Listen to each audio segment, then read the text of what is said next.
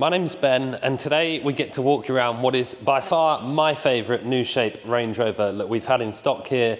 This particular example is a 2022 on a 72 registration, 2 owners from new, and it's a P530 Autobiography. So P530, that 4.4 litre BMW V8, is, in my opinion, the best engine you could have at the time when this car was built, and also, in my opinion, finished in the nicest colour combination we've seen. So we've got Belgravia green, premium metallic on the outside with caraway leather interior, which is sort of a light tan interior, and we'll show you. And the combination against the green and the light tan is just beautiful. And being an Autobiography model, it comes with most of the specification you would ever want as standard, and some bits on top of that. But we'll start at the front end, walk you around the car. It's got a full Land Rover main dealer service history, having just been serviced in January of this year. So the car is ready to go with Land Rover warranty until December of 2025. So just everything you would ever want in one of these cars. Starting at the front, the first option to show you is you will notice the badging on the front, and the face of this grille here is finished in this sort of dark grey, and that is because this car's got a shadow exterior pack. So there's a couple of different options you can have on the exteriors of these cars, but the shadow pack is by far the most popular because it gives it sort of a dark theme throughout, and there's other sections of the car which are finished in that shadow pack, which we'll show you as we go around. Just beneath the front number plate here, we've got the forward-facing camera for the 3D surround camera system that the car's fitted with, and just to the right of that, this little blanking plate here is actually the radar for the adaptive cruise control that the car is fitted with. And then coming down the sides, we've got the Matrix signature LED headlights, so they will block out individual cars coming towards you. And then again, that daytime running light around the edge of the headlight there as well. And you also have these new lights down in this bottom grille here, which also double up as a daytime running light and an indicator as well.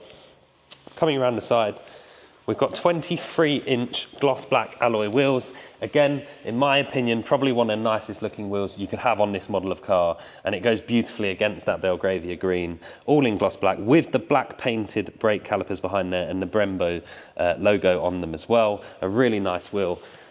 And then coming down the side, gloss black door mirrors, gloss black A-pillars, and a black contrast painted roof, which again is a big cost option to separate that colour scheme beautifully. And some more of that shadow pack on this sort of U-shaped design here, almost carried over from the old Range Rovers, but modernised very nicely with this one piece going around the outside, and the Autobiography badge on the bottom there.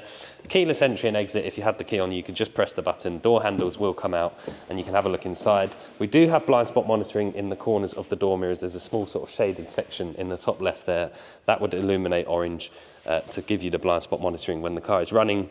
And if you have a look inside at that beautiful caraway leather interior, so the door cards all in caraway, the seats in caraway, and the centre sections of the dashboard. But then we've still got ebony leather to the top of the dashboard and the steering wheel rim, as well as it's an SV bespoke steering wheel with the wood finish on the outside. And we'll show you more of that as we get around the driver's side. And the massive glass opening panoramic roof as well is a really nice feature. And then illuminated Autobiography tread plates down the bottom of the doors there. And also, being an Autobiography, if I just push the door to, you'll see it pulls itself in because we have soft close. And then if you have a look in the rear seats as well, obviously a 5-seater executive class rear seat, so they are heated and cooled in the rear and electrically adjustable with memory settings on the rear seats. So there's lots and lots of features in this car. And you can see that adjustment on the door cards for the seats.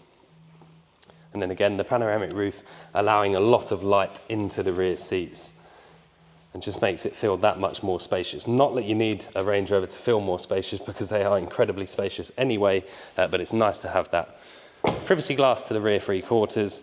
These new model Range Rovers all have rear wheel steering, so when you're driving along, they are very, very easy to maneuver considering the size of them. And if I open the boot, power tailgate as you would expect, and it's still the traditional sort of 2-stage tailgate. So you've got this bottom section which electrically comes out, and also new for this model, we've got an electric parcel shelf. So you just push the button on the side, that will move itself out of the way. And then you've got this little sort of bench section here which you can pull up, if I can actually get my finger in it to pull it up. And you can use that to sort of sit on if you do want to use the back as a bench. It's very nice to be able to do that. Push these sections down and that clips very nicely back in. You don't have to do the boot separately, you can just push the one button up here and that will fold itself shut nicely. And you probably noticed as well, where I did the electric parcel shelf, there's lots of buttons for doing rear seat adjustment and stuff like that in the back. Again, some more of that shadow back for the badging on the back, and we've got this one-piece black bar that goes across and then down and across the bottom here as well, so it's almost like a complete circle section. And obviously most people will know by now, these are the brake lights, and you've got indicators in this section here which do pulse along, very nicely designed at the back. I actually think it's a very, very nice change on the back side of the car. And then again, some more shadow pack on this small detail here, which is the end of the sort of belt line that runs all the way across to the front headlights on that side of the car, or on both sides of the car rather. And then we'll jump inside and talk some more about the interior. So I'll just fire the car into life, and then we can talk about the driver's door card to begin with. So on the top of the door card here, you'll see the Meridian 3D surround tweeter in there. So a beautiful sound system in this car, as you would expect. And then that smooth caraway leather everywhere across the door card, even on the speaker grills on the bottom here. We've got gloss black veneers in this car, so that's the back section of the door card here where our seat adjustment buttons are. And when you adjust the seats on the door card here, it does give you a lot more options on the center screen, which I'll show you slightly later on. Power folding door mirrors, as you would expect, and then obviously memory settings for both driver and passenger and the rear seats, which we touched on before. Coming into the driver's side here, so as I mentioned before, we've got this SV bespoke steering wheel, so the wood veneer around the outside of the steering wheel and then leather on the inside, ebony on the ring here and caraway on the center section. It's a really nice steering wheel. It's electrically adjustable on this dial down here, so forwards, backwards, up and down. All saves with the memory settings for the driver's seat as well. On the right hand side, importantly, a heated steering wheel, very nice feature to have, and very useful on this wooden steering wheel as well. And it does make it a really nice feel with the wood section around the outside. I actually really like it, one of my favourite features personally. And then our adaptive cruise control settings on the right hand side here, so we've got distance controls on those arrows just there. On the left hand side we've got multimedia controls and also controls for our new digital cockpit in front of me here. So a very nice cockpit which I can press on here. You can change lots on here, so you can see the info panel which I can scroll up and down to become navigation or anything like that. Obviously we can go full screen map as well, so if I go to display layout we can come up to map, and you'll see we go to then a full screen navigation map, which is very popular with a lot of people because you've still got all the information you need in terms of temperatures, fuel levels, your headlights, which as you can see at the moment on auto are the matrix lighting system. And you've also got a picture, we're currently in access mode at the moment, that will raise when you start driving. In front of me we've got a heads-up display which again shows a lot of information, and these new Range Rovers were one of the first cars as far as I can remember that when you've got Apple CarPlay on, if you're using Apple Maps, it will actually show you directions through the heads-up display, which is quite a new feature and makes the car very useful if you do prefer to use CarPlay or Android Auto. And coming across to this center screen now, so at the moment we're on sort of the home screen. This is what you would look at when you turn the car on. We can touch onto Land Rover's own navigation here and you'll see a nice big screen, very responsive. I can zoom it out. There's lots you can see on there, lots of information, and a very useful sort of search menu here where you can save obviously home addresses, work addresses and stuff like that, and some shortcuts for food, fuel, parking, etc. all at the top there.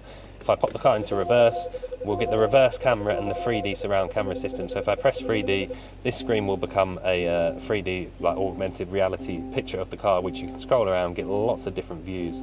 If very useful for if you're maneuvering around fence posts or anything like that, and you can shortcut to any of those cameras by pressing the little buttons on the right hand side here. And if I pop that back into park, you've also got off-road cameras, so some different views down the side of the left-hand side of the car there, down the front of the car, and some various different options where you can see where the wheels are. If you were off-road, you'd see lots of information on there. Coming back to the centre, if I go onto seats, so we have full massage settings for the front two seats. So if I touch this button here and then touch this, you'll see all of the different options for massage we have and different intensities as well. And then if I come back out of that, just switch that off and go to seat heat, you'll see we've got heated front seats and ventilated front seats, front and rear as well actually, so very useful to have those features, and it's just full of options. Like, as I said at the beginning, being an autobiography, there is so many options as standard on this car, and as you can see, Android Auto and Apple CarPlay, I don't believe there's a phone connected at the moment, no, but you can have that all wirelessly done through there very easily. We've still got buttons for the climate control just beneath the screen down here, and again some shortcuts for the seat, so you can just push these buttons and twist them left and right for your heated seats, which is very useful if you don't want to do it through the screen. And then your usual necessary buttons down there, heated windscreen, etc. A wireless phone charging pad under here, and this section will shut off with this grand black veneer across the tops, which again in my opinion is the best veneer you can have. I think it's very nice with the caraway contrast. And then you have two cup holders under here, and you can actually slide that back still to have an even deeper section down there, which goes a long way down, with a standard USB and a USB-C port under there as well. And then you can pop the cup holders back. Under the armrest we've got the center console refrigerator, so 2 levels of cooling in there. You can keep a couple of drinks in there if you wish to do so. Obviously the captain's armchairs with the adjustable armrests, a famous feature for Range Rovers, but very, very comfortable seats. I would say even more so in this generation of Range Rover than in the previous generation. And finally, I'll open the roof, and whilst we're looking up here, 2 things to talk about. So obviously, first of all, that fully opening glass panoramic roof, which goes a long way back with a wind deflector at the front. And secondly, the actual headlining itself. So you'll notice the A pillars, the B pillars and the C pillars are in ebony, and the top roof lining itself in the full leather is in caraway, and that is an SV bespoke headlining option on top of an Autobiography. And then final thing to talk you through on the inside is this rear view mirror, which not only does it have garage home link controls on the left hand side, but it is a virtual rear view mirror where you can adjust sort of height and brightness, etc. on here, so you can move that up and down. You see it going up there and down, and the brightness as well. So very useful if you've got passengers in the back of the car and you don't want to use the traditional rear view, you can just use that virtual rear view mirror in there. So just to summarise then for you, so 13,000 miles from new, 2 owners from new, a P530 Autobiography, so in my opinion the best engine variant available on these new shape Range Rovers at the time of when this car was built, in the best combination of Belgravia green with the caraway interior, a few SV bespoke options on top of a standard Autobiography, and just a fabulous, fabulous example. My name's Ben, I hope the video's helped. Thank you very much for watching.